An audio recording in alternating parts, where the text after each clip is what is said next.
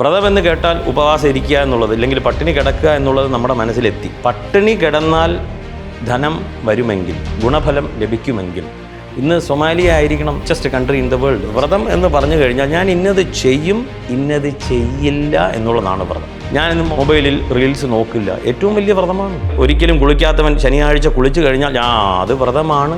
മിഥുനക്കൂറുകാർക്ക് ഇപ്പോൾ കണ്ടകശനിയാണെന്ന് പറഞ്ഞു കേൾക്കുന്നുണ്ടല്ലോ. മാനവരാശിയിൽ 2 ഫലങ്ങളല്ലേ ഉള്ളൂ, സുഖം ദുഃഖം, ഗുണം ദോഷം. ഇന്ന് ദോഷം എന്നുള്ളത് ഞാൻ ഇനി ഒന്നിനും കൊള്ളത്തില്ല എന്നുള്ള ആംഗിളിലേക്ക് ഒരിക്കലും പോകരുത്. വരുന്ന ജൂൺ മുതൽക്കുള്ള ഒരു വർഷം മിഥുനക്കൂറുകാർക്ക് ജോലി കിട്ടാത്തവന് ജോലി വരെ ലഭിക്കും. വിദേശ യാത്ര നോക്കുകയാണ്, വിദേശത്ത് പോകാൻ നോക്കുകയാണ്, അത് കാര്യസാധ്യമെന്ന് നമുക്ക് പറയാം. ഇടവക്കൂറിലേക്ക് വരുമ്പോൾ അവരുടെ ഈ വർഷത്തെ വിഷുഫലം എന്താണ്? വ്യാഴം 3ലേക്ക് പോവുകയാണ്. പൊതുവെ ഗുണഫലം ഏറിയിരിക്കുന്ന കാലഘട്ടമാണ്. കാലം അനുകൂലമായാൽ നമ്മുടെ കാര്യം നടക്കില്ല.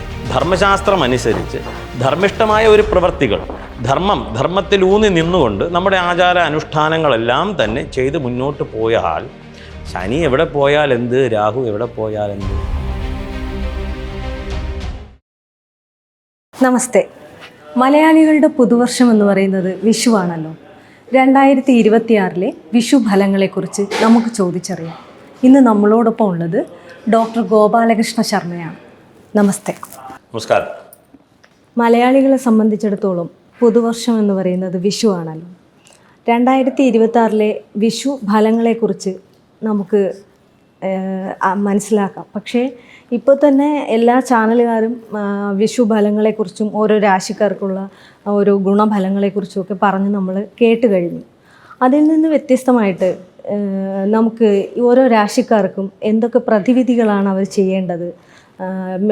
മേടം രാശിക്കാർ ഇപ്പോൾ 7ര ശനിയാണല്ലോ അവർക്ക്, മേടം രാശിക്കാർക്ക്. അപ്പോൾ ആ മേടം രാശിക്കാർ എന്തൊക്കെ പ്രതിവിധികളാണ് ചെയ്യേണ്ടത്, എന്തൊക്കെയാണ് അവർ ചെയ്യേണ്ട കർമ്മങ്ങൾ എന്തൊക്കെയാണെന്നൊക്കെയുള്ള പ്രതിവിധികളെക്കുറിച്ച് നമുക്ക് സംസാരിക്കാം.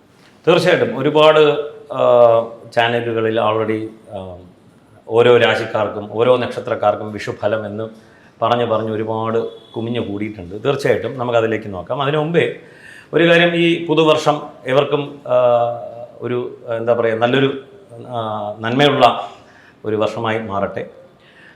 ഈ വിഷു എന്തുകൊണ്ട്, ഇല്ലെങ്കിൽ അതിലേക്ക് ഒരു 2-3 കാര്യങ്ങൾ.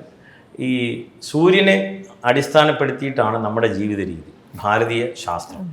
അതുകൊണ്ടാണ് എന്തെങ്കിലും ഒരു ലോജിക്ക്, ഒരു യുക്തി ഉണ്ടാവണം. നമ്മൾ പുതിയ ഒരു വർഷം തുടങ്ങുമ്പോൾ നമുക്കൊരു പ്രകൃതിയുമായിട്ട് ബന്ധം വരണം, ഒരു യുക്തി വേണ്ടേ. ഏതെങ്കിലും ഒരു ദിവസം ജനുവരി 1-ാം തീയതി ഇതിപ്പോൾ എവിടെ നിന്ന് വന്നു എന്ന് ചോദിച്ചു കഴിഞ്ഞാൽ ഗ്രിഗറി ഒരു കലണ്ടർ ഇറക്കി, അതിൻ്റെ പുറത്ത് ജനുവരി 1 അദ്ദേഹം പ്രഖ്യാപിച്ചു. ഒരു 500 കൊല്ലം കഴിയുമ്പോൾ നമ്മളെല്ലാം അത് ഫോളോ ചെയ്യാൻ നിർബന്ധിതരായി. കാരണം രാജാവാണല്ലോ പറഞ്ഞത്. അതിന് മുമ്പ് ജൂലിയൻ എന്ന രാജാവ് വേറൊരു കലണ്ടർ പറഞ്ഞിരുന്നു, അത് ലോകം കൊണ്ട് നടന്നു. അപ്പോൾ അവിടെ യുക്തി എന്ന് ചോദിച്ചു കഴിഞ്ഞാൽ ഇവിടെ ശരിക്കും ഒരു യുക്തിയുണ്ട്. എന്താണ് എന്ന് ചോദിച്ചു കഴിഞ്ഞാൽ, സൂര്യൻ മേടം രാശിയിലേക്ക് പ്രവേശിക്കുന്നു എന്ന്, അതിൻ്റെ അടിസ്ഥാനത്തിൽ നാം വർഷമായിട്ട് ആചരിച്ചു പോരുന്നു. മേടം മുതൽക്ക് മീനം വരെ 12 രാശികളാണ്. അപ്പോൾ അവിടെ 0 ഡിഗ്രി മുതൽ തുടങ്ങുകയാണ്. അപ്പോൾ അതിനൊരു യുക്തിയുണ്ട്, എന്തുകൊണ്ട് ഇന്ന് എന്നതിന്. അപ്പോൾ ഇതിന് വേറൊരു മറ്റൊരു അഭിപ്രായം, മറ്റൊരു ആംഗിളിൽ നോക്കിക്കഴിഞ്ഞാൽ, പകലും രാത്രിയും തുല്യ സമയം, അതായത് 12 മണിക്കൂർ വീതമുള്ള പകലും രാത്രിയുമായിട്ട് ഈ ഉഗാദി എന്നൊക്കെ പറയും. ഇപ്പോൾ വടക്കോട്ടൊക്കെ പോകുമ്പോൾ ഈ കർണാടക, ആന്ധ്രാപ്രദേശ്, മധ്യപ്രദേശ് അവിടെയൊക്കെ പോകുമ്പോൾ ഉഗാദി, അതായത് മാർച്ച് മാസം ഈ സമ്മർ സോൾസ്റ്റീസ് എന്നൊക്കെ പറയും, 21-ാം തീയതി അടുപ്പിച്ചൊക്കെ വരുന്ന ദിവസം. അന്നൊക്കെയായിരുന്നു പണ്ടൊക്കെ ഈ വിഷുവത് ബിന്ദു എന്നൊക്കെ പറയുന്നത്. അങ്ങനെ നമ്മൾ ആചരിച്ചു വന്നിരുന്നു. കാരണം ജ്യോതിഷത്തിൽ നിരയനം, സായനം എന്ന് പറഞ്ഞിട്ട് 2 പദ്ധതിയൊക്കെ ഉണ്ട്.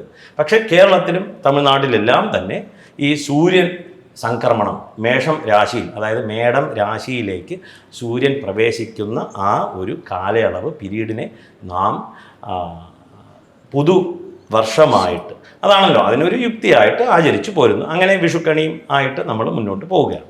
അപ്പോൾ മേടം രാശി നമുക്ക് തുടങ്ങാം. വളരെ നല്ല ഒരു ചിന്തയാണ്. ഒരുപാട് ചാനലുകളിൽ ഫലങ്ങൾ പറഞ്ഞു പോവുകയാണ്. നമ്മൾ കേട്ട് മടുത്തു. എന്തായാലും ധനനഷ്ടം, മാനഹാനി എന്നുള്ള അല്ലാതെ വേറൊന്നുമില്ലല്ലോ. സുഖദുഃഖ അനുഭവകൃത് അന്തരാത്മാ കല്യഹ. സുഖവും ദുഃഖവുമാണ് മനുഷ്യന്. ആ ദുഃഖത്തിന് പല പരിവേഷങ്ങൾ നൽകുന്നു, സുഖത്തിന് പല പരിവേഷങ്ങൾ നൽകുന്നു. ഇത്ര മാത്രമല്ലേ ഉള്ളൂ. അപ്പോൾ മേടം രാശിക്കാർക്ക് 7.5 ശനി നടക്കുന്നു, 3-ലെ വ്യാഴം നടക്കുന്നുണ്ട്. പക്ഷേ ആ ഒരു വ്യാഴത്തിൻ്റെ കാഠിന്യം നമുക്ക് കുറയാൻ പോവുകയാണ് ഈ വരുന്ന ജൂൺ മുതൽക്ക്. എന്നിരുന്നാലും ശരി, 7.5 ശനി തന്നെയാണ്. അവർക്ക് എന്താണ് ചെയ്യാൻ പറ്റുക എന്നുള്ളത് നമുക്ക് ചിന്തിക്കാം. ലളിതമായി എന്ത് ചെയ്യാം? കാരണം നമ്മൾ പറയുന്ന ഈ പരിഹാരങ്ങൾ അല്ലെങ്കിൽ പ്രതിവിധികൾ ചെയ്യാൻ സാധിക്കുന്നതായിരിക്കും, അല്ലേ? അപ്പോൾ അവർക്ക് പൊതുവെ 7.5 ശനി എന്ന് പറഞ്ഞു. 7.5 ശനി കാലഘട്ടത്ത് ശനിയാഴ്ച വ്രതമിരിക്കുക. മേടം രാശിയിൽ വരുന്ന നക്ഷത്രങ്ങൾ നമുക്ക് ചിന്തിച്ചാൽ അശ്വതി, ഭരണി, കാർത്തിക 1-ാം പാദം. അവർക്ക് 7.5 ശനി നടക്കുകയാണ്. അത് തുടങ്ങി 1 കൊല്ലമായി. അവർക്കിനി 6.5 കൊല്ലം ബാക്കിയുണ്ട്. ഈ വർഷം പൊതുവെ ഒരു ഗുണദോഷ സമ്മിശ്രം. ഗുണവുമുണ്ട്, ദോഷം മാത്രമല്ല. കാരണം നമ്മൾ ഈ ദോഷത്തെ മാത്രം കണ്ട് എൻ്റെ വർഷം പോയി എന്ന് പറഞ്ഞ് ദയവ് ചെയ്ത് ഇരിക്കരുത്. ഗുണമുള്ളത് ഒരുപാട് സംഭവിക്കുമ്പോൾ ആ ഗുണഫലത്തെ കാണാതെ പോവുകയാണ് മനുഷ്യൻ. അങ്ങനെ ആവരുത്. അപ്പോൾ ഈ ദോഷഫലം പറഞ്ഞിട്ടുള്ളതിനാൽ മേടക്കൂറുകാർക്ക് പൊതുവെ എന്താ പറയുക, 7.5 ശനി കാലഘട്ടത്ത് ശനിയാഴ്ചകളിൽ വ്രതം അനുഷ്ഠിക്കുക എന്നുള്ളതാണ്. ശനിയാഴ്ചയാണല്ലോ, ശനിക്ക് പ്രധാനമല്ലേ? ശനിയാഴ്ച വ്രതം അനുഷ്ഠിക്കുക എന്ന് പറയുമ്പോൾ ഈ വ്രതം എടുക്കേണ്ടത് എങ്ങനെയെന്നുള്ള ഒരു ആശയക്കുഴപ്പം ഒരുപാട് ആൾക്കാർക്കുണ്ട്. എന്താണ് ഭക്ഷണം കഴിക്കാതെ വ്രതം ഇരിക്കും, നിരാഹാര വ്രതമാണോ അതോ അല്ലെങ്കിൽ മത്സ്യം മാംസാദികൾ കഴിക്കാതെയാണോ? അങ്ങനെ ഒരുപാട് സംശയങ്ങൾ ഈ വ്രതം എടുക്കുക എന്നുള്ളതിൽ ഉണ്ട്. അത് ഓരോരുത്തർക്കും ബുദ്ധിമുട്ടില്ലാത്ത രീതിയിൽ എടുക്കാൻ സാധിക്കുമോ അതോ ഇങ്ങനെ തന്നെ എടുത്താലേ ഫലം ഉണ്ടാവുള്ളൂ എന്നാണോ എന്നുള്ളത് ഒരു സംശയമാണ്. വളരെ വളരെ വാലിഡ് പോയിൻ്റാണ്. ഇപ്പോൾ താങ്കൾ തന്നെ പറഞ്ഞു, വ്രതം എന്ന് കേട്ടാൽ തന്നെ ആദ്യം വന്നത് ഭക്ഷണം കഴിക്കാതെ ഇരിക്കുക എന്നുള്ള ഒരു തോട്ട് പ്രോസസ്സിലേക്ക് നമ്മൾ എത്തി. എങ്ങനെ എന്ന് പറഞ്ഞാൽ വ്രതം എന്ന് കേട്ടാൽ ഉപവാസം ഇരിക്കുക എന്നുള്ളത്, അല്ലെങ്കിൽ പട്ടിണി കിടക്കുക എന്നുള്ളത് നമ്മുടെ മനസ്സിലെത്തി. പട്ടിണി കിടന്നാൽ ധനം വരുമെങ്കിൽ, ഗുണഫലം ലഭിക്കുമെങ്കിൽ ഇന്ന് സൊമാലിയ ആയിരിക്കണം richest country in the world, ശരിയല്ലേ? അവിടെ മൊത്തം പട്ടിണിയല്ലേ ഉള്ളൂ. പട്ടിണി കിടന്നാൽ എന്ത് കിടക്കും, ഇല്ലേ? അപ്പോൾ ഈ വ്രതം എന്താണ് ഉദ്ദേശിക്കുന്നത്? വ്രതം എന്ന് പറഞ്ഞു കഴിഞ്ഞാൽ ഞാൻ ഇന്നത് ചെയ്യും, ഇന്നത് ചെയ്യില്ല എന്നുള്ളതാണ് വ്രതം. ഞാൻ ഇന്നത് ചെയ്യും, ഇന്നത് ചെയ്യില്ല. ഇപ്പോൾ ഉദാഹരണത്തിന് എല്ലാവർക്കും വ്രതം ആചരിക്കാം. ഗാന്ധാരി കണ്ണ് കെട്ടി വ്രതം ഇരുന്നു, ആഹാരം കഴിച്ചില്ലേ? അത്രയും കാലഘട്ടം ആഹാരം കഴിക്കാതെയാണോ ഇരുന്നത്? അയ്യപ്പന്മാർ വ്രതം ഇരുന്ന് മാലയിട്ട് 41 ദിവസം വ്രതം ഇരിക്കുന്നു, ആഹാരം കഴിക്കുന്നില്ലേ? ഉണ്ടല്ലോ, ശരിയല്ലേ? അപ്പോൾ ഇത് അവരവർക്ക് സാധിക്കുന്ന രീതിയിൽ ഡൂസ് ആൻഡ് ഡോൺസ്, ഞാൻ ഇന്നത് ചെയ്യും, ഇന്നത് ചെയ്യില്ല. കാരണം എല്ലാ ശനിയാഴ്ചയും ഒരു 6 ദിവസം പല പ്രകാരം നമ്മൾ ജീവിച്ചു, ഒരു ദിവസം ചിട്ടയായിട്ട് നാം ജീവിക്കുന്നു. ഇന്നത്തെ കാലത്ത് എന്താ പറയുക, അത്യാവശ്യം വേണ്ടത് ഡിജിറ്റൽ ഫാസ്റ്റിംഗ് ആണ്. ഞാനിന്ന് മൊബൈലിൽ റീൽസ് നോക്കില്ല, ഏറ്റവും വലിയ വ്രതമാണ്. റീൽസ് നോക്കില്ല, ഷോർട്സ് നോക്കില്ല, അത് ഏറ്റവും വലിയ വ്രതമാണ് ഇന്നത്തെ കാലഘട്ടത്ത്. അത് ആവശ്യമാണ്. അങ്ങനെ ഒരു ഡൂസ് ആൻഡ് ഡോൺസ് ആണ് ഉദ്ദേശിച്ചത്. ശനിയാഴ്ചകളിൽ ശിവനെ ഭജിക്കുക. വ്രതം ഇരുന്ന് എന്ന് പറയുമ്പം ഇനി രാവിലെ ഒരിക്കലും കുളിക്കാത്തവൻ ശനിയാഴ്ച കുളിച്ചു കഴിഞ്ഞാൽ അത് വ്രതമാണ്. എന്നും വെള്ളം അടിക്കുകയാണ്, ശനിയാഴ്ച അടിക്കില്ല, അത് വ്രതമാണ്. നോൺ വെജ് എന്നും കഴിക്കുന്നു, ശനിയാഴ്ച ഞാൻ ഇന്ന് വ്രതമാണ്, ഞാൻ വെജിറ്റേറിയൻ ആയിട്ടിരിക്കാൻ പോവുകയാണ്, വ്രതമാണ്. അപ്പോൾ വെജിറ്റേറിയൻകാർക്കോ ഞാൻ ഇന്ന് രാവിലെ എന്താ പറയുക, പച്ചക്കറി, മറ്റേ സാലഡ് പോലെയുള്ള എന്തെങ്കിലുമൊക്കെ കഴിക്കുകയാണ്, ചോറ് ഒഴിവാക്കുകയാണ്, വ്രതമാണ്. അപ്പം അങ്ങനെ അവരവർക്ക് സാധിക്കുന്ന രീതിയിൽ ഡൂസ് ആൻഡ് ഡോൺസ്, ഇന്നത് ചെയ്യും, ഇന്നത് ചെയ്യില്ല.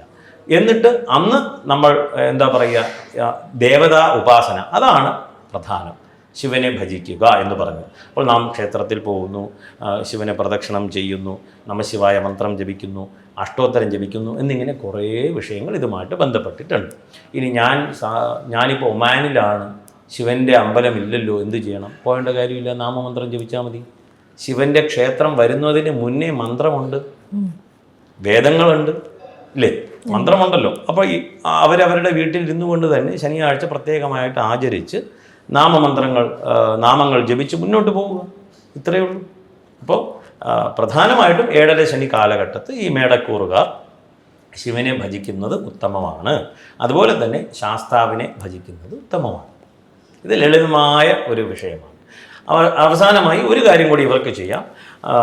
അതായത് ഒരു 2 പേർക്കെങ്കിലും, കുറഞ്ഞതൊരു 2 പേർക്കെങ്കിലും സാധിക്കുമെങ്കിൽ, എല്ലാവർക്കും സാധിക്കണമെന്നില്ല, സാധിക്കുമെങ്കിൽ മനസ്സുണ്ടെങ്കിൽ 2 പേർക്ക് ഊണ് വാങ്ങിച്ചു കൊടുക്കുക, അന്നദാനം പോലെ. അത് ഇനി ക്ഷേത്രത്തിലല്ല അതൊക്കെ ചെയ്യേണ്ടത്. എന്തുകൊണ്ടെന്നാൽ ക്ഷേത്രങ്ങളിൽ നിന്ന് കഴിക്കുന്നവനെല്ലാം വിശന്നിരിക്കുന്നവരല്ല. തീർച്ചയായിട്ടും. നീചാനാം അന്നദാനം ച ആർത്തിശാന്തയെ. നീച ജനങ്ങൾക്ക്, നീചം എന്നുള്ള വാക്ക് ഇവിടെ തെറ്റിദ്ധരിക്കരുത്. ഒരു വാക്കിന് ഒരുപാട് മീനിങ് ഉണ്ട്. അതായത് വളരെ കഷ്ടപ്പെട്ട് കൊണ്ടിരിക്കുന്ന ആൾക്കാർ എന്ന് വേണം അതിനെ മനസ്സിലാക്കാനായിട്ട്. ഈ ദോഷ പരിഹാരങ്ങൾ ചെയ്ത് മുന്നോട്ട് പോകുന്നതാകയാൽ ശനിദോഷം വളരെയേറെ കുറയും എന്നുള്ളത് ഉറപ്പാണ്. ഇടവക്കൂറിലേക്ക് വരുമ്പോൾ അവരുടെ ഈ വർഷത്തെ വിഷുഫലം എന്താണ്? അവരുടെ സമയം എങ്ങനെ? ഇടവക്കൂറുകാർക്ക് പൊതുവെ ശോഭനകരമായ ഒരു വർഷമാണ്. 7 ശനിയൊന്നുമില്ല. 11 ശനി സഞ്ചരിക്കുന്ന കാലഘട്ടമാണ്. എന്നിരുന്നാലും വ്യാഴം 3 പോവുകയാണ്. പൊതുവെ ഗുണഫലം ഏറിയിരിക്കുന്ന കാലഘട്ടമാണ്. അവർ ഈ ഒരു കാലയളവിൽ, ഈ ഒരു വർഷം വിഷ്ണുവിനെ ഭജിക്കുന്നത് നന്നാവും. ഉദാഹരണത്തിന് വിഷ്ണു സഹസ്രനാമം ജപിക്കുന്നു, ഓം നമോ നാരായണായ മന്ത്രം ജപിക്കുന്നു, ഹരേ രാമ രാമ രാമ ഹരേ ഹരേ, ഹരേ കൃഷ്ണ കൃഷ്ണ കൃഷ്ണ ഹരേ ഹരേ എന്നിങ്ങനെ നാമങ്ങൾ ജപിച്ചു പോവുകയാണ്. ഏകാദശി വ്രതം അവർ നോക്കുന്നത് വളരെ ഗുണകരമാണ്. നമുക്ക് 1 രൂപ ചിലവില്ല. ഒരു വ്രതം ഇരുന്ന് കഴിഞ്ഞാൽ 1 രൂപ ചിലവില്ല. എന്താണ് ചിലവ്? നമുക്ക് തന്നെ ഒരു ഫീലിംഗ് ലഭിക്കും. നമുക്ക് തന്നെ മനസ്സിന് നല്ലൊരു സന്തോഷം വരും. ഞാൻ ഇന്നേ ദിവസം ഇത്രയും കാലം ഞാൻ പോയില്ല, ഇദ്ദേഹം പറഞ്ഞത് കേട്ട് ഞാൻ ഇവിടെ പോയി, വ്യാഴാഴ്ച തോറും ഞാൻ വിഷ്ണുവിൻ്റെ ക്ഷേത്രത്തിൽ പോകുന്നു. അതൊരു റൊട്ടീനാവും, ശീലമാകും. ശീലം സർവത്ര വൈധനം, എല്ലാ സ്ഥലത്തും വർത്തിക്കുന്നത്. അതായത് നല്ലത് ലഭിക്കുവാനായി ഈ ശീലമാണ്, ഒരു കണ്ടിന്യൂറ്റി നമുക്ക് ലഭിക്കും. ഇതിനെ ചൊല്ലിയെങ്കിലും ഏകാദശി ഒരാൾ തുടങ്ങിയാൽ അദ്ദേഹത്തിൻ്റെ ജീവിതം നന്നാവില്ലേ? അതല്ലേ നോക്കേണ്ടത്. തീർച്ചയായിട്ടും അത് ചെയ്ത് മുന്നോട്ട് പോകുന്നതാകയാൽ ഈ വർഷം ഇടവക്കാർക്ക് ഗുണഫലമായിരിക്കും കൂടുതലായിട്ടും ലഭിക്കുക. മിഥുനക്കൂറുകാർക്ക് ഇപ്പോൾ കണ്ടകശനിയാണെന്ന് പറഞ്ഞു കേൾക്കുന്നുണ്ടല്ലോ, അതിനെക്കുറിച്ച് എന്താണ് പറയാനുള്ളത്? തീർച്ചയായിട്ടും മിഥുനക്കൂറുകാർക്ക് കണ്ടകശനിയാണ്. 7 ശനി, കണ്ടകശനി എന്നുള്ള വാക്ക് ഒരുമാതിരിപ്പെട്ട എല്ലാ മലയാളികൾക്കും അറിയാമല്ലോ. ഈ കണ്ടകശനി എന്ന് പറയുന്നത് ജന്മനക്ഷത്രം ഇല്ലെങ്കിൽ ആ രാശിയിൽ നിന്ന്, കൂറിൽ നിന്ന് ശനി 1, 4, 7, 10 എന്നീ രാശികളിൽ സഞ്ചരിക്കുമ്പോൾ അതിനെ കണ്ടകശനി എന്ന് വിളിക്കുന്നു. എന്തൊക്കെ പറഞ്ഞാലും മാനവരാശിയിൽ 2 ഫലങ്ങളല്ലേ ഉള്ളൂ, സുഖം ദുഃഖം, ഗുണം ദോഷം, ഇത്രയല്ലേ ഉള്ളൂ. അതിനെ ആ കണ്ടകശനി നമുക്ക് കർമ്മസംബന്ധമായിട്ടുള്ള ദോഷഫലങ്ങളെ കാണിക്കുന്നു. ദോഷം എന്നുള്ളത് ഞാൻ ഇനി ഒന്നിനും കൊള്ളത്തില്ല എന്നുള്ള ആംഗിളിലേക്ക് ഒരിക്കലും പോകരുത് അതിന്. അപ്പോൾ ഈ മിഥുന കൂറുകാർക്ക് വ്യാഴം 2 സഞ്ചരിക്കുകയാണ്. അത്യധികം ഗുണഫലമാണ് വ്യാഴം നൽകുക. അപ്പോൾ ഈ ഒരു വർഷം വരുന്ന ജൂൺ മുതൽക്കുള്ള ഒരു വർഷം മിഥുനക്കൂറുകാർക്ക് ജോലി കിട്ടാത്തവന് ജോലി വരെ ലഭിക്കും. എന്താ പറയുക, വിദേശ യാത്ര നോക്കുകയാണ്, വിദേശത്ത് പോകാൻ നോക്കുകയാണ്, അത് കാര്യസാധ്യമെന്ന് നമുക്ക് പറയാം. ഓരോരുത്തർ ഓരോ മേഖലയിലാണ് അവർ പ്രവൃത്തിയിൽ ഏർപ്പെടുന്നത്. ഈ അവരവർ ചെയ്യുന്ന പ്രവൃത്തിക്ക് കൂടുതൽ ഗുണം കിട്ടുക എന്നുള്ള ഒരു ഒറ്റ വാക്ക് മനസ്സിലാക്കിയാൽ മതി. ഓരോ ആൾക്കും അവരവരുടെ മേഖലയുണ്ട്. ഒരാൾ ഡോക്ടറാണ്, ഒരാൾ എഞ്ചിനീയറാണ്, ഒരാൾ IT-യിൽ ജോലി ചെയ്യുന്നു, ഒരാൾ മ്യൂസീഷ്യനാണ്. അവരവർ ഏർപ്പെടുന്ന തൊഴിലിൽ തീർച്ചയായിട്ടും ഗുണഫലങ്ങൾ കൂടിയിരിക്കും. ഇതൊരു നല്ല ഫലമായി നമുക്ക് മനസ്സിലാക്കാം. ഇനി ബാക്കി ഈ ശനി കാണിച്ചു തന്ന ദോഷഫലങ്ങൾ കുറയുവാനായിട്ട് ശാസ്താവിനെ ഭജിക്കുക, ശാസ്താവിന് നീരാഞ്ജനം കത്തിക്കുക എന്ന് മുതലായ ചെറിയ ചെറിയ വഴിപാടുകൾ എന്തെങ്കിലും ഉണ്ടെങ്കിൽ അത് നമുക്ക് ചെയ്യാവുന്നതാണ്. അതുപോലെ തന്നെ ശാസ്താവിൻ്റെ അഷ്ടോത്തര നാമമന്ത്രങ്ങളുണ്ടല്ലോ, അതെല്ലാം നമുക്ക് ജപിക്കാമല്ലോ. 1 രൂപ ചിലവില്ലല്ലോ. തീർച്ചയായിട്ടും അതെല്ലാം ചെയ്തു പോകുന്നത് നന്നായിരിക്കും. നേരത്തെ പറഞ്ഞ പോലെ ഈ ശനിയാഴ്ച വ്രതം എടുക്കാം, തീർച്ചയായിട്ടും എടുക്കാം. വ്രതം എടുക്കാനായിട്ട് ആക്ച്വലി ജ്യോതിഷം നോക്കേണ്ട കാര്യമേ ഇല്ല. നമ്മൾ തയ്യാറല്ല, പക്ഷെ ഇന്ന് ആരെങ്കിലും പറയണമല്ലോ. ഇന്ന് നിങ്ങളിലേക്ക് ഒരു ഇൻഫർമേഷൻ, എന്താ പറയുക, യു ആർ ഓവർ ഇൻഫോംഡ് ആണ്. നിങ്ങളിലേക്ക് ഒരു ഇൻഫോർമേഷനെ കൊണ്ടെത്തിച്ച് അങ്ങനെ ചെയ്യിപ്പിക്കാൻ ശ്രമിക്കുന്ന ഒരു കാലഘട്ടമാണ്. അതായത് ജ്യോതിഷം നോക്കണമെന്ന് ഒരു നിർബന്ധവുമില്ല ശനിയാഴ്ച വ്രതം ഇരിക്കാനായിട്ട്. ഇന്നിപ്പോൾ ഇത് കേട്ടിട്ട് ഒരാളുടെ മനസ്സ് ചലിക്കുകയാണ്, എന്നാൽ പിന്നെ ഞാൻ ഇരുന്നേക്കാം, അങ്ങനെ നല്ലത് വന്നോട്ടെ എന്നുള്ള ഒരു ചിന്ത, ഒരു പ്രേരണ ഉണ്ടാവുകയാണല്ലോ. ആ പ്രേരണ ഗുണകരമാണ്, നല്ല കാര്യമാണല്ലോ അത്. വ്രതം ഇരിക്കുക, അവനവൻ്റെ ശരീരവും മനസ്സും ശുദ്ധമാകും. ഇന്ന് എനിക്ക് സുഖമായിട്ട് പോയി, ഞാൻ എൻ്റെ വരുതിയിൽ എൻ്റെ നാവിനെ നിർത്തുന്നു, ഞാൻ ഉപ്പ് കഴിക്കില്ല, ഉപ്പ് തൊടില്ല, ആ നാവിനെ കൺട്രോൾ ചെയ്യാണ്. ഉപവാസം എളുപ്പം ചില്ലറ കാര്യമല്ല. നമ്മൾ 5 നേരം വെട്ടി വീഴുകയാണ് ഇല്ലേ. ഇന്ന് നമ്മൾ കഴിക്കുന്നില്ല എന്ന് ഇപ്പോൾ പൂർണ്ണമായിട്ട് നമുക്ക് വ്രതം ഇരിക്കാൻ പറ്റിയില്ലെങ്കിൽ, ഉപവാസം ഇരിക്കാൻ പറ്റിയില്ലെങ്കിൽ ഒരു ഹാഫ് ഡേ ഇരിക്കാം, ദോഷമൊന്നും വരില്ല, ഒരിക്കലും ദോഷം വരില്ല. നമ്മുടെ മനസ്സിൽ ഈ ദോഷമെന്ന വാക്ക് അടിഞ്ഞുകൂടി കിടക്കുകയാണ്. വ്രതം മുറിഞ്ഞു, ദോഷം എന്താ നല്ല ഫലം പോയി എന്നൊക്കെ ഒരിക്കലുമില്ല. കർമ്മം ചെയ്തിട്ടുണ്ടെങ്കിൽ ആ കർമ്മത്തിന് ഫലമുണ്ട്. കർമ്മം ചെയ്തിട്ടുണ്ടെങ്കിൽ കർമ്മഫലമുണ്ട്, ഇല്ല എന്ന് ഇല്ലല്ലോ. അപ്പോൾ രാവിലെ മുതൽ ഉച്ച വരെ വ്രതം ഇരുന്നു, അതിൻ്റെ ഫലമുണ്ട്, തീർച്ചയായിട്ടും ഉണ്ട്. ഇല്ലാതെ തന്നെ പറയാൻ പറ്റും? ഒരിക്കലും പറയാൻ പറ്റില്ല. പക്ഷെ നമ്മുടെ ഫോക്കസ് എല്ലാം തന്നെ ഹാഫ് എംറ്റിയിൽ നിൽക്കുകയാണ്. അതായത് ദോഷത്തിൽ മാത്രമാണ് മനസ്സ് നിൽക്കുന്നത്, ഗുണത്തിലേ ഇല്ല, ഗുണത്തിൽ നിൽക്കുന്നില്ല. അപ്പോൾ നമ്മൾ പോസിറ്റീവായിട്ട് തൻ മേമന ശിവസങ്കല്പമസ്തു, നമ്മുടെ സങ്കല്പങ്ങളെല്ലാം പോസിറ്റീവ് ആക്കണം എന്നുള്ളതാണ്. മിഥുനക്കൂറുകാർക്ക് ഒരു കാര്യം കൂടി, ഈ ഒരു നല്ല സമയം വരുന്ന സമയം ഒരു കൺസിസ്റ്റൻസി ഡെവലപ്പ് ചെയ്യുന്നത് നന്നായിരിക്കും. അവർക്ക് ഈ കൺസിസ്റ്റൻസി പൊതുവെ കുറഞ്ഞ രാശിയാണ്. അതായത് അവർ ഒരു കാര്യം തുടങ്ങി വയ്ക്കും, ഒരു 4-5 ദിവസം ചെയ്യും, പിന്നെ അതങ്ങ് വിടും, പിന്നെ അതങ്ങ് ലൂസാവും. അപ്പോൾ ഒരു കൺസിസ്റ്റൻസി എന്നുള്ള ഒരു വിഷയം നമുക്ക് അതാണല്ലോ. അതായത് നിരന്തരം നിത്യാഭ്യാസി ആനയെ തൂക്കും ആനയെ പൊക്കും എന്നൊക്കെ പറഞ്ഞിട്ട് കേട്ടിട്ടില്ലേ? അപ്പോൾ അങ്ങനെ നമുക്ക് നിരന്തരമായിട്ട് ഒരു കാര്യം ചെയ്ത് മുന്നോട്ട് പോകുക. കാരണം ഇപ്രാവശ്യം നല്ല ഗുണമുള്ള ഒരു വർഷമായതുകൊണ്ട് തീർച്ചയായിട്ടും അപ്പോൾ കാലം അനുകൂലമായാൽ നമ്മുടെ കാര്യം നടക്കില്ലേ. അപ്പോൾ അതിലേക്കും കൂടി ഒന്ന് ശ്രദ്ധിക്കുന്നത് നന്നാവും. ഒരു 20-30 കൊല്ലം മുമ്പേ ഒന്ന് ചിന്തിക്കുക. അന്ന് ഇങ്ങനെ ഈ കമ്മ്യൂണിക്കേഷൻ ഒന്നും ഇല്ലാത്ത കാലഘട്ടത്ത് അന്നും രാഹു അഷ്ടമത്തിലും 9-ലും 7-ലും 8-ലും 6-ലും ഒക്കെ പോയിരുന്നു, ശരിയല്ലേ? അന്ന് നമ്മൾ ഇതിനെക്കുറിച്ച് കൂടുതലായിട്ട് ചിന്തിക്കുന്നില്ല. പക്ഷേ അതേസമയം നമ്മുടെ അനുഷ്ഠാനങ്ങളിൽ ഫോക്കസ് ഉണ്ടായിരുന്നു.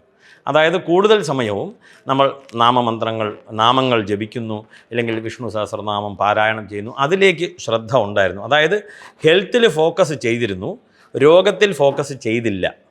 ഇന്ന് രോഗത്തിൽ ഫോക്കസ് ചെയ്ത ശേഷം ഹെൽത്തിലേക്ക് ഫോക്കസ് ചെയ്യാണ്.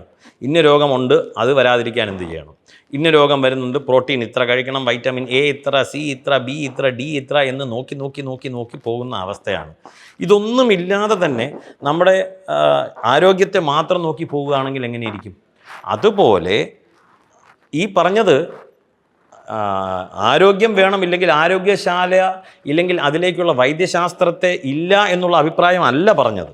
ആരോഗ്യമുണ്ടെങ്കിൽ വൈദ്യശാസ്ത്രത്തിലേക്ക് പോകേണ്ട കാര്യമില്ല. അപ്പോൾ ആരോഗ്യത്തിൽ പോയാൽ മതിയല്ലോ, അത് നോക്കിയാൽ മതിയല്ലോ. അതുപോലെ ധർമ്മശാസ്ത്രം അനുസരിച്ച് ധർമ്മിഷ്ഠമായ ഒരു പ്രവൃത്തികൾ, ധർമ്മത്തിലൂന്നി നിന്നുകൊണ്ട് നമ്മുടെ ആചാര അനുഷ്ഠാനങ്ങളെല്ലാം തന്നെ ചെയ്ത് മുന്നോട്ട് പോയാൽ, ശനി എവിടെ പോയാൽ എന്ത്, രാഹു എവിടെ പോയാൽ എന്ത്, ആരോഗ്യമുണ്ടല്ലോ, ആരെങ്കിലും നോക്കുമോ? തലവേദന ഉണ്ടെങ്കിൽ തലവേദന മരുന്ന് കഴിക്കണം, തലവേദന ഇല്ലെങ്കിലോ?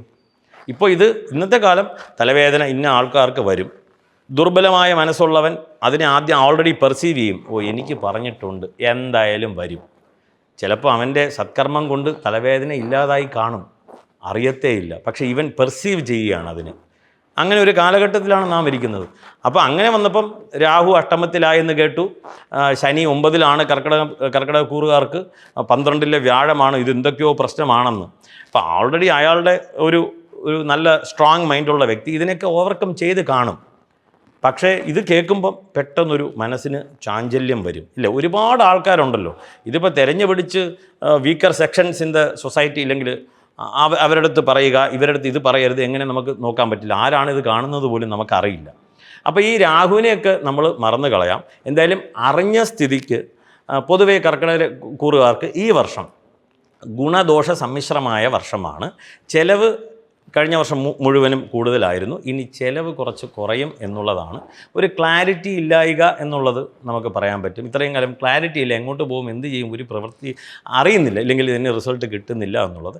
അത് കുറഞ്ഞ ഒരു സ്റ്റെബിലിറ്റി നമുക്ക് വരുന്ന ഒരു പീരീഡാണെന്ന് മനസ്സിലാക്കാം. ഇവർ ഒരു കുറച്ച് കൂടുതലായിട്ടൊന്ന് എഫർട്ട് ഇട്ടാലേ ധാർമ്മിക കാര്യങ്ങളിൽ നമുക്ക് അതിന് ചെയ്യുവാനുള്ള സാഹചര്യം വരികയുള്ളൂ. ഇവർ ഒരു സ്ഥലത്ത് പോകണം, ഇല്ലെങ്കിൽ ഒരു ശിവക്ഷേത്രത്തിൽ പോകണം എന്ന് വിചാരിക്കുമ്പോൾ അത് നടക്കാതെ പോകാനുള്ള സാധ്യത ഈ കാലഘട്ടത്ത്, ഈ സമയത്ത് കുറയും. കാരണം പ്രതികൂലമായ ഒരു സാഹചര്യമാണ് ഒഴുക്കിനെതിരെ നീന്തുക എന്നുള്ളതാണ്. അപ്പോൾ ഇതിനെ കുറച്ചുകൂടി എഫർട്ട് ഇട്ട് നമ്മൾ തീരുമാനിച്ച് ദൃഢനിശ്ചയത്തോടു കൂടി നിരന്തരം ശിവനെ ഭജിക്കുക എന്നുള്ള ഒരു ഇൻഫർമേഷൻ നമുക്കിതിൽ നിന്ന് എടുക്കാം. അങ്ങനെ ആ ശിവനെ ഭജിക്കുന്നു, ശനിയാഴ്ച തോറും വ്രതം ഇരിക്കുന്നു, ഇതെല്ലാം ഇവർക്ക് ഗുണം ചെയ്യും. പ്രത്യേകമായിട്ടും ഇവർക്ക് ദുർഗാഭജനം നല്ലതിലേക്കാണ്. ദുർഗാ സപ്തശതി അല്ലെങ്കിൽ ദേവി മാഹാത്മ്യം പാരായണം ചെയ്യുക. ഇല്ലെങ്കിൽ അതിൽ 11ാമത്തെ അധ്യായം വളരെ കുറച്ച് മാത്രമേ ഉള്ളൂ, 10 മിനിറ്റേ ആവുകയുള്ളൂ, അത് പാരായണം ചെയ്യും. അങ്ങനെ ഒരു ശീലം തുടങ്ങാം. അങ്ങനെ ആ ശീലം ആ വീട്ടിൽ കുട്ടികൾ നോക്കുകയാണ്, കുട്ടികളും ഇത് പഠിക്കും. അങ്ങനെ ഒരു നല്ല സമൂഹത്തെ കാലക്രമേണ നമുക്ക് വാർത്തെടുക്കാൻ സാധിക്കും. ചിങ്ങക്കൂറുകാർക്ക് കഴിഞ്ഞ വർഷം മുതലേ അഷ്ടമത്തിൽ ശനിയാണെന്നൊക്കെ കേൾക്കുന്നുണ്ടല്ലോ. അപ്പോൾ അതെന്താണ്, അത് ഇപ്പോഴും അവർക്ക് തുടരുകയാണോ? ഈ വിഷുബലവും അവർക്ക് അഷ്ടമത്തിൽ ശനിയാണോ? തീർച്ചയായിട്ടും നമുക്കത് ഇങ്ങനെ മനസ്സിലാക്കാം. അഷ്ടമത്തിലെ ശനി, ഒരു രാശിയിൽ ശനി 2.5 കൊല്ലമാണ്, 2.5 വർഷമാണ്. കഴിഞ്ഞ വർഷം തന്നെ തുടങ്ങി, അതും ഈ വർഷവും അത് കണ്ടിന്യൂ ആകും. 2.5 കൊല്ലം കഴിയണമല്ലോ, 1 കൊല്ലം കഴിഞ്ഞു, ഇനി 1.5 കൊല്ലമുണ്ട്. അപ്പോൾ ചിങ്ങക്കൂറുകാർക്ക് പൊതുവേ ഗുണദോഷ സമ്മിശ്രമായ കാലഘട്ടം തന്നെയാണ്. എന്നിരിക്കലും ഒരു സ്ഥാനചലനം, സ്ഥാനമാറ്റമൊക്കെ പ്രതീക്ഷിക്കാൻ പറ്റുന്ന ഒരു വർഷമാണ് സ്ഥാനമാറ്റം. അപ്പോൾ സ്ഥാനമാറ്റം എന്ന് പറയുമ്പോൾ ഇനി ഒരു സ്ഥലത്തു നിന്ന് മറ്റൊരു സ്ഥലം തന്നെ മാറണം എന്ന് നിർബന്ധമൊന്നുമില്ല. ജോലി മാറുക, ജോലിയിൽ നിന്ന് ഒരു ഡിപ്പാർട്ട്മെൻറ്റിൽ നിന്ന് വേറെ ഡിപ്പാർട്ട്മെൻറ്റിലേക്ക് പോവുക, പുതിയതായിട്ടുള്ള വർക്ക് കിട്ടുക. അതിനോടൊപ്പം തന്നെ ദേശാന്തര ഗമനം, ഒരു ദേശത്ത് നിന്ന് മറ്റൊരു ദേശത്തേക്ക് പോവുക. ചിലർ നോക്കുകയാണ്, ഞാൻ അമേരിക്കയിൽ പോകണം, ഇല്ലെങ്കിൽ UK പോകണം, ഇല്ലെങ്കിൽ ദുബായിലേക്ക് പോകണം എന്നൊക്കെ ആഗ്രഹിക്കുന്നു. സ്ഥാനമാറ്റം, ഒരു മാറ്റം. അപ്പോൾ ഈ മാറ്റം എന്തുകൊണ്ട് എന്ന് ചോദിച്ചു കഴിഞ്ഞാൽ, ഈ മാറ്റത്തിൻ്റെ റിസൾട്ട് ആക്ച്വലി എപ്പോഴും ഫ്രിക്ഷനാണ്, മാനസികമായിട്ടൊരു സംഘർഷമാണ് അതിൻ്റെ റിസൾട്ട്. അപ്പം നമുക്ക് ഇഷ്ടമുള്ള മാറ്റം ഉണ്ടായാലും സംഘർഷം ഉണ്ടാകും. പക്ഷെ നമ്മളെന്താ അതിനെ അവഗണിക്കുകയാണ്, ഈ സംഘർഷം അതിനെ അവഗണിക്കുകയാണ്. ഒരു ഉദാഹരണം പറയാം. നമുക്ക് ഇഷ്ടപ്പെട്ട ഒരു മാറ്റം ഉണ്ടാവുകയാണ്. എനിക്ക് ഇപ്പോൾ ഗൾഫിലേക്ക് പോകണമെന്ന് ആഗ്രഹിച്ചു, ഗൾഫിൽ ജോലി കിട്ടി പോവുകയാണ്, ആ ഒരു സന്തോഷത്തിൽ പോവുകയാണ്, സ്ഥാനം മാറി, ഇവിടെ നിന്ന് ദുബായിലേക്ക് എത്തി. പക്ഷേ അവിടുത്തെ സാഹചര്യം വളരെ പ്രതികൂലമാണ്. അതിനെ നമ്മൾ അവഗണിക്കുകയാണ്. എന്താ പറയുക, we are conveniently ignoring that. നമ്മൾ കൺവീനിയൻ്റ്ലി ഇഗ്നോറിങ് ദാറ്റാണ്. ആ ഒരു സംഘർഷത്തെ മാറ്റി വെച്ചിട്ട് എൻ്റെ ദുബായിലെ കാര്യം നടന്നു എന്നതിലേക്ക് ഫോക്കസ് ചെയ്ത് മനുഷ്യൻ നീങ്ങുകയാണ്. അപ്പോഴും അവിടെ ഫ്രിക്ഷൻ ഉണ്ട്, നമ്മളത് നോക്കുന്നില്ല. അതുപോലെ നമ്മൾ എല്ലാത്തിനും ഒരു പോസിറ്റീവ് കണ്ട് ഹാഫ് എംപ്റ്റി എന്നുള്ളത് മാറ്റി ഹാഫ് ഫുൾ എന്നതിലേക്ക് ഫോക്കസ് ചെയ്ത് കഴിഞ്ഞാൽ നമ്മൾ പാതി പ്രശ്നം തീർന്നില്ലേ? ഇതിലേക്കാണ് നാം ശ്രദ്ധ ചെലുത്തേണ്ടത്. അപ്പോൾ നമുക്ക് ഈ ചിങ്ങക്കൂറുകാർക്ക് ഗുണദോഷ സമ്മിശ്രമായ കാലഘട്ടം, ഒരു മാറ്റം വരും എന്ന് പറഞ്ഞു. അതിലേക്ക് നമുക്ക് ആരോഗ്യത്തെ ശ്രദ്ധിക്കണം എന്ന് പറയുന്നു. അപ്പോൾ ആരോഗ്യപരമായിട്ടുള്ള കാര്യങ്ങൾ നോക്കുക. പ്രത്യേകിച്ച് ചിങ്ങക്കൂറുകാർക്ക് എന്താ പറയുക, പൊതുവെ അവർക്ക് വയറും ഉദര സംബന്ധമായ വ്യാധി പറഞ്ഞിട്ടുള്ള രാശിയാണ്. മാനസിക സംഘർഷം ഇതൊക്കെ പറഞ്ഞിട്ടുള്ള രാശിയാണ്. പല്ല്, ക്ഷുതൃഷ്ണ ഉദര ദന്ത മാനസരുച എന്ന് പറയുന്നുണ്ട്. ഉദരം, ദന്തം, ഉഷ്ണരോഗങ്ങൾ ഇതൊക്കെ പറഞ്ഞിട്ടുണ്ട്. പൊതുവെ അഷ്ടമത്തിൽ ശനി സഞ്ചരിക്കുന്നു കാലഘട്ടത്തിൽ ഇതൊക്കെ വരാനുള്ള സാധ്യതയുണ്ട്. അതുകൊണ്ട് അവർ ഗട്ട് ഹെൽത്ത് നന്നായിട്ട് നോക്കുക എന്നുള്ളതാണ് നമ്മൾ ശ്രദ്ധിക്കേണ്ടത്. അപ്പോൾ ഇതിനെ ചൊല്ലിയെങ്കിലും ഇനി ആൾക്കാർ ഗട്ട് ഹെൽത്തിലേക്ക് ഒന്ന് ഫോക്കസ് ചെയ്ത് അതിനുള്ള വ്യായാമമൊക്കെ ചെയ്ത് അതിനോടൊപ്പം ശിവനെ ഭജിച്ച്, ഈ അഷ്ടമത്തിലെ ശനിക്ക് വീണ്ടും ശിവൻ ശാസ്താവിനെയൊക്കെ ഭജിക്കുന്നു, അന്ന് വ്രതം ഇരിക്കുന്നു. ആഴ്ചയിൽ ആ ഒരു ദിവസം നോൺ വെജ് അകത്തേക്ക് പോകുന്നത് കുറയും, ശരീരത്തിന് ക്ലേശം കുറയും, കാലക്രമേണ നല്ലത് വരും. അങ്ങനെ നമുക്ക് ചിന്തിക്കാം. ശിവൻ്റെ അഷ്ടോത്തരം ജപിക്കുന്നത് വളരെ ഗുണകരമാണ്. ശിവക്ഷേത്രങ്ങളിൽ വിളക്ക് തെളിയിക്കുക എന്നുള്ളതാണ്, നല്ലെണ്ണ ഒഴിച്ച് വിളക്ക് തെളിയിക്കുക എന്നുള്ള ഒരു കാര്യം കൂടി ഇവർക്ക് ചെയ്യാവുന്നതാണ്. ഈ ചിങ്ങക്കൂറുകാർക്ക് ഉദര സംബന്ധമായ അസുഖങ്ങൾ ഉണ്ടാകാമെന്ന് പറഞ്ഞു. അപ്പോൾ അവർ ഈ വ്രതമെടുത്താൽ, ഉപവാസം ഇരുന്നാൽ അവർക്ക് അത് എങ്ങനെയാണ്, അതിന് പ്രതിവിധി എന്തെങ്കിലും ഉണ്ടാവുമോ? അവർക്ക് ആരോഗ്യപരമായ എന്തെങ്കിലും പ്രശ്നങ്ങൾ അതുകൊണ്ട് ഉണ്ടാകാൻ സാധ്യതയുണ്ടോ? തീർച്ചയായിട്ടും. ഈ വ്രതം മുമ്പ് പറഞ്ഞതുപോലെ അവരവർക്ക് സാധിക്കുന്ന രീതിയിലാണ് വ്രതം എടുക്കുക. ലോകത്തിലെല്ലാം അത് തന്നെയാണല്ലോ. താങ്കൾക്ക് ആവശ്യമുള്ളതല്ലേ താങ്കൾ കഴിക്കാൻ പറ്റുള്ളൂ. എന്തൊക്കെ പറഞ്ഞാലും ഇഷ്ടപ്പെട്ടതും ഇഷ്ടപ്പെടാത്തതും ഉണ്ടല്ലോ.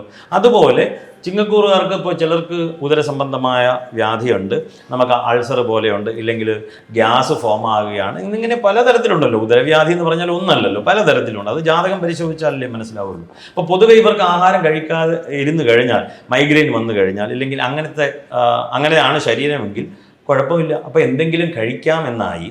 അപ്പോൾ ഈ വെജിറ്റബിൾ കഴിക്കുന്നു, അല്ലെങ്കിൽ പഴവർഗ്ഗങ്ങൾ കഴിക്കുന്നു. അങ്ങനെ നമുക്ക് കോമ്പൻസേറ്റ് ചെയ്യാം. നമുക്ക് ഈ വ്രതം എന്നുള്ളത് ഈ ഒരു ദിവസം ഞാൻ എന്നെ നല്ലൊരു പാതയിലേക്ക് മാറുവാനായിട്ടുള്ള ഒരു ശ്രമമാണ്.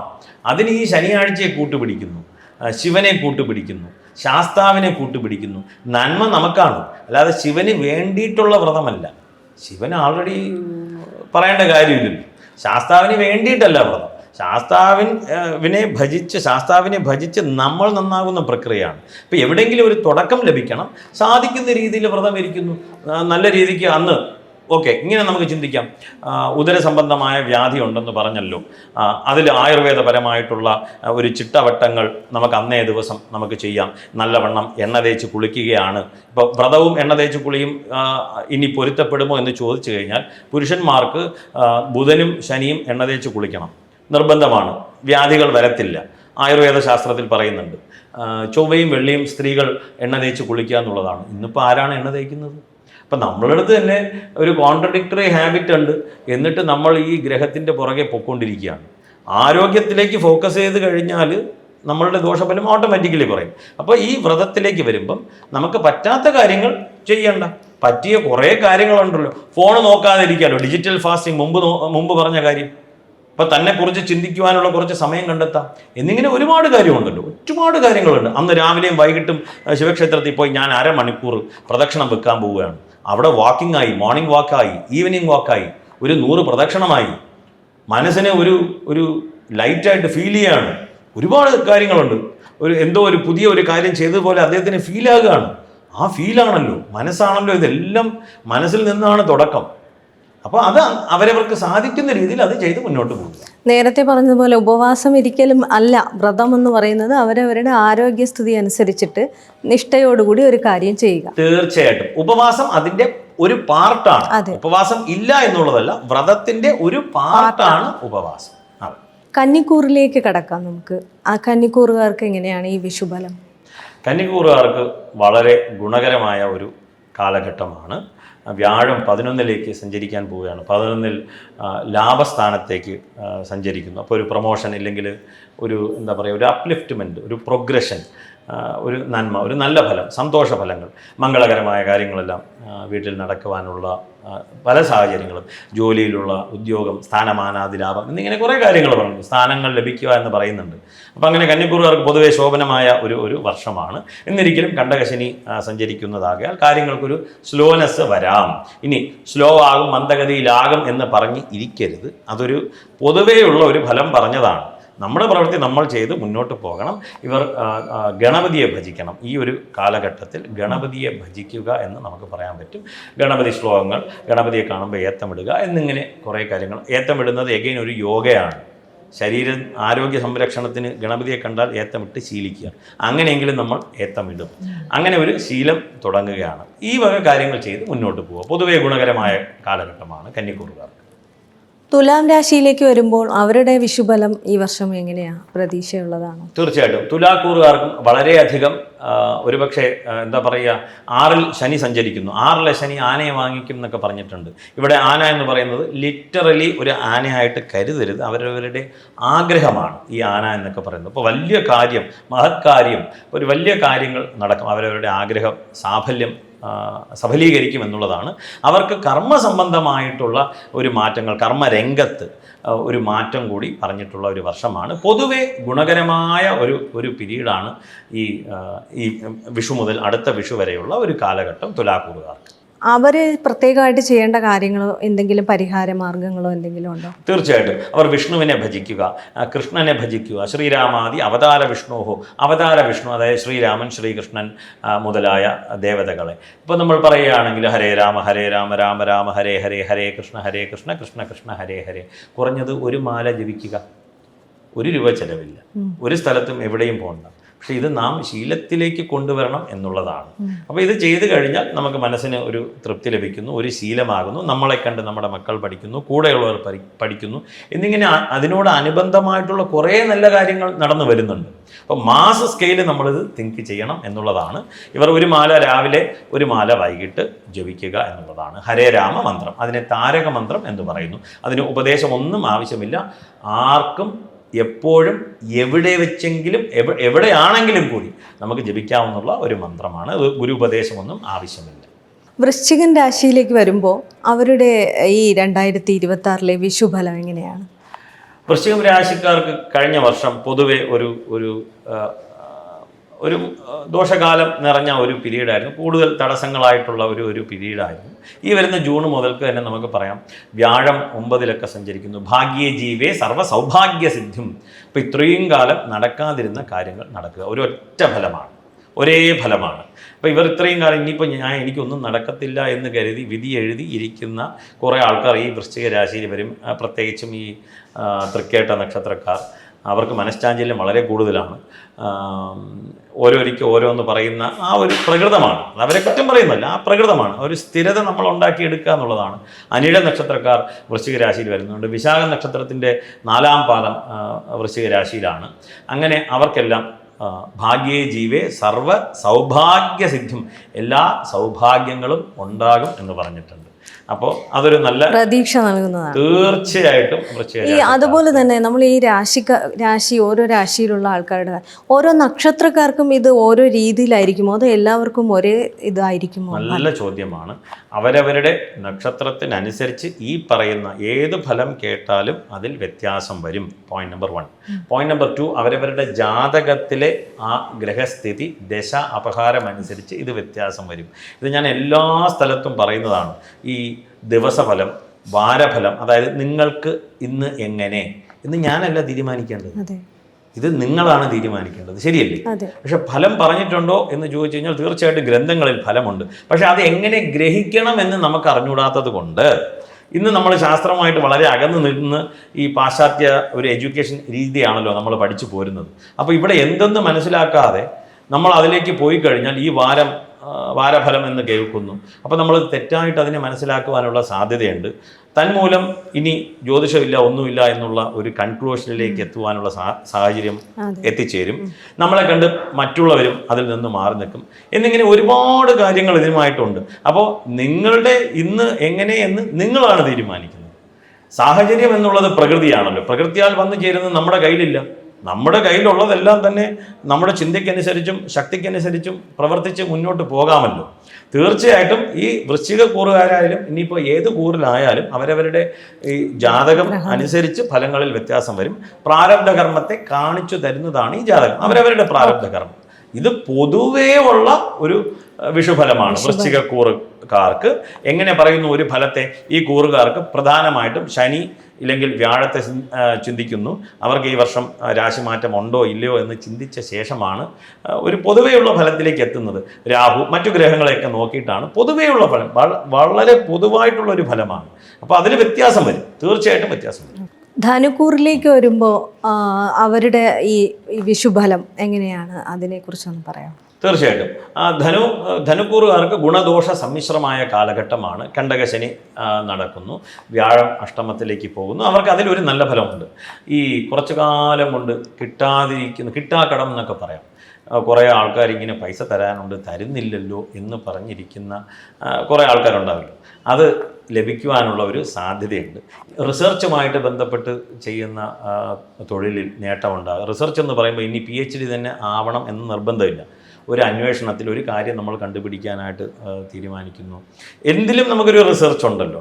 ആ മേഖലയുമായിട്ട് ബന്ധപ്പെട്ട് നിൽക്കുന്ന R&Dയിലൊക്കെ നിൽക്കുന്ന ആൾക്കാർക്കെല്ലാം ഒരു ഗുണകരമായ ഒരു പീരീഡും കൂടിയാണ്. അപ്പോൾ പൊതുവേ നമുക്കൊരു ഗുണദോഷ സമ്മിശ്രമുണ്ട്, ഇല്ല എന്ന് നമുക്ക് പറയാൻ പറ്റില്ല. ഇവർ വിഷ്ണുവിനെയും ഭജിക്കണം, ശിവനെയും ഭജിക്കണം, അതുപോലെ തന്നെ ദുർഗയും ഭജിക്കണം. 3 ദേവതയെ ഭജിക്കുക എന്ന് നമുക്ക് പറയാൻ പറ്റും. മകരക്കൂറുകാർക്ക് കുറേ കാലമായി നല്ല സമയമാണെന്ന് കേൾക്കുന്നുണ്ടല്ലോ. എല്ലാവർക്കും നല്ല സമയമാണോ എന്നറിയില്ല, എന്നാലും ആർക്കെങ്കിലുമൊക്കെ ഒരുപാട് നല്ല കാര്യങ്ങൾ സംഭവിച്ചിട്ടുണ്ടാവാം. അപ്പോൾ അവർക്ക് ഈ വർഷം എങ്ങനെയായിരിക്കും അവരുടെ വിഷുഫലം? മകരക്കൂറുകാർക്ക് കഴിഞ്ഞ വർഷം ഈ 7ര ശനി തീർന്നു. ഇപ്പോൾ 7ര ശനി കഴിഞ്ഞ് ഇപ്പോൾ ഒരു ശനി 3-ൽ സഞ്ചരിക്കുന്ന കാലഘട്ടമാണ്. അപ്പോൾ 3-ൽ ശനി നിൽക്കുന്നു, അതുകൊണ്ട് ദോഷമില്ലാത്ത കാലഘട്ടം എന്ന് പറയാം.